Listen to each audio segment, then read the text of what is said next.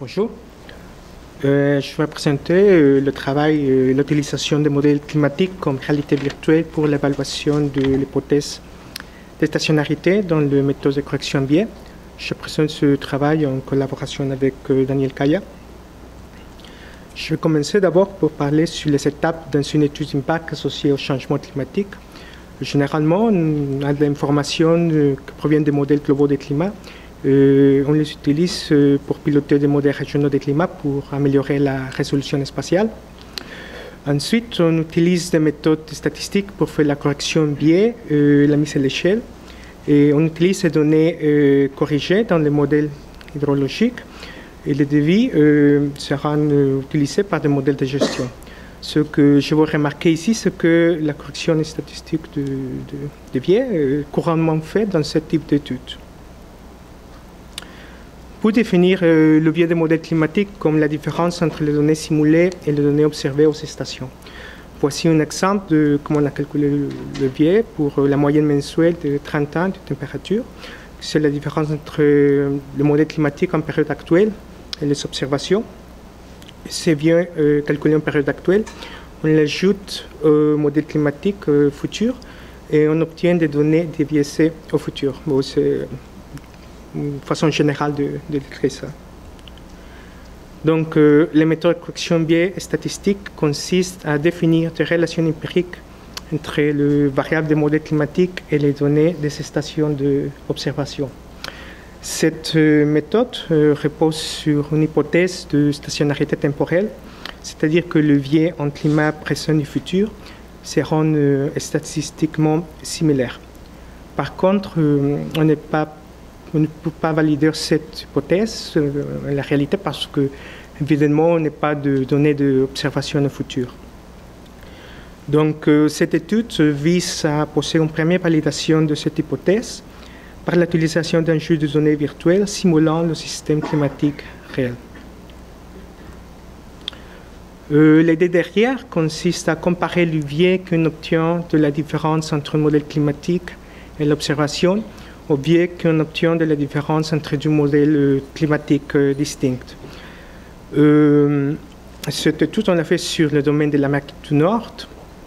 On a utilisé les 5 membres du modèle global canadien CGSM3, les 3 membres du modèle global allemand ECAN5 et on a utilisé les observations de l'ANTRIL de Climatic Research Unit de l'Université de West Anglia. Alors, on fait d'abord une évaluation de ce bien climat actuel pour la moyenne mensuelle de 30 ans pour la température et la précipitation. Donc, on calcule 3 types de biais. Du biais en réalité qui provient de la différence entre la moyenne de l'ensemble CGCM et les observations. C'est un biais qui provient de la moyenne de l'ensemble ECAM et les observations. Je sais pas comment ça va. Voilà. Et finalement, un biais qui provient de la moyenne du modèle CGCM et un membre de ECAM pour simuler une observation. C'est un analogue d'observation. Donc, ce qu'on veut, c'est de comparer si ces deux types de biais sont comparables par rapport à la structure spatiale, c'est-à-dire si l'amplitude des différences varie selon la localisation sur les domaines, et aussi par rapport à la structure saisonnière. Donc, voici le résultat pour l'évaluation du biais en température. On montre chaque colonne correspond à un mois pour représenter une saison. Donc, si on choisit un mois, disons janvier, pour voir qu'en pseudo-réalité, le biais ou les différences varient selon la localisation spatiale de la même façon que le biais en réalité le fait. Si on compare le biais entre deux mois différents, on voit que le biais en pseudo-réalité, c'est différent. Le biais en janvier, par exemple, c'est différent de celui d'octobre, de façon similaire que le biais en réalité le fait. Voici l'évaluation du biais en précipitation de millimètres par jour. Donc, on peut résumer qu'on trouve ici aussi de similarités par rapport à les structures spatiales, à les structures saisonnières. Et moi, j'avais dit qu'on avait utilisé un membre de camp comme analogue d'observation, mais on a fait aussi l'exercice pour le reste des membres de l'ensemble. Mais on présente le résultat en résumé avec le diagramme de Taylor. Ces diagrammes nous permettent de comparer les statistiques. Nous donnent trois types d'informations statistiques. Ce sont les écartages des données observées ou des données d'observation virtuelle et du modèle climatique. Si l'amplitude est différente avec le root mean square error et la similarité entre les distributions spatiales des deux jeux de données avec le coefficient de corrélation. Donc, chaque couleur ici représente les trois cas qu'on considère. Donc, on voit que vraiment le poids se trouve très proches l'un de l'autre. Donc, ça montre que les statistiques sont similaires entre les trois cas analysés. Ça, c'est pour la température en avril. On montre pour la précipitation. Aussi, les données se trouvent dans la même région de ces diagrammes. Donc, on voit qu'il y a les similarités statistiques entre les cas considérés sont assez sont comparables. Donc, on a obtenu des résultats semblables pour les restes des mois analysés. Donc, les résultats montrent que les statistiques de la différence entre les séries temporelles simulées des deux modèles ont des caractéristiques qui s'approchent de la différence entre les séries d'un modèle de climat et les séries observées.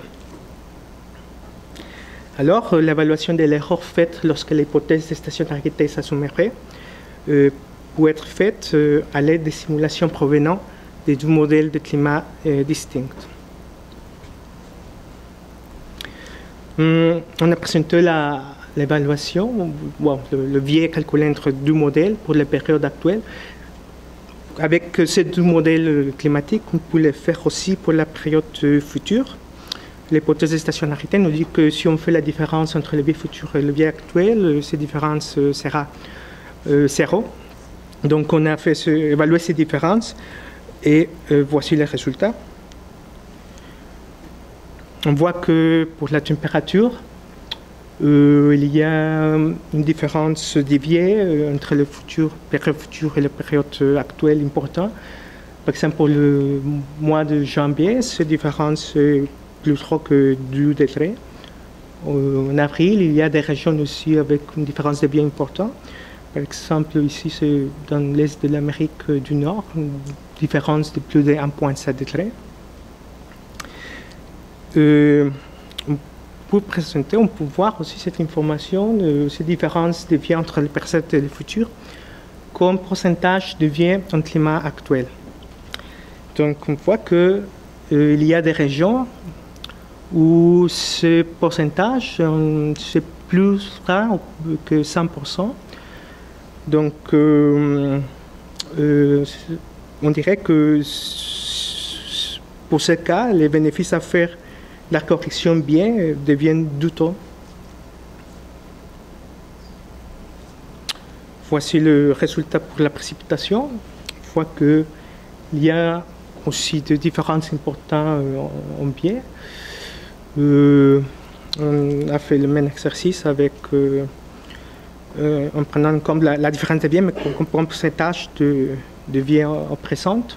On voit qu'ici, il y a des régions où cette différence de biais est plus de 100% de la couleur rouge que le biais en présent. Donc, la conclusion de cette étude, on a vu que les différences entre les séries temporelles simulées des deux modèles climatiques, en ce cas CGCM et 15.5, ont des caractéristiques qui s'approchent des différences entre les séries d'un modèle de climat et les séries observées. En utilisant les sorties d'un modèle climatique comme données virtuelles futures, on peut évaluer la différence entre les biais en climat actuel et les biais en climat futur. Les résultats montrent que des différences dans les biais entre les deux périodes qui pourraient influer sur la robustesse des méthodes statistiques de correction des biais. Dans une prochaine étape de ce projet, le juge de données virtuelles sera utilisé pour évaluer la performance de plusieurs méthodes statistiques de correction de biais sur des conditions non stationnaires. Et c'est tout. Merci de votre attention.